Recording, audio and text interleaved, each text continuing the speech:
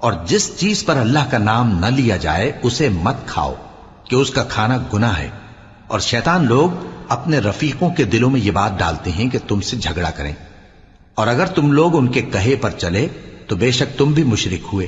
بھلا جو پہلے مردہ تھا پھر ہم نے اس کو زندہ کیا اور اس کے لیے روشنی کر دی جس کے ذریعے سے وہ لوگوں میں چلتا پھرتا ہے، کہیں اس شخص جیسا ہو سکتا ہے جو اندھیرے میں پڑا ہوا ہو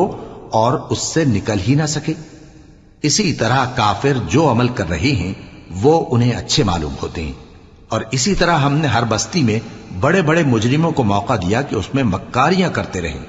اور جو مکاریاں یہ کرتے ہیں ان کا نقصان انہی کو ہے اور اس سے بے خبر ہیں۔ اور جب ان کے پاس کوئی آیت آتی ہے تو کہتے ہیں کہ جس طرح کی رسالت اللہ کے پیغمبروں کو ملی ہے جب تک اسی طرح کی رسالت ہم کو نہ ملے ہم ہرگز ایمان نہیں لائیں گے۔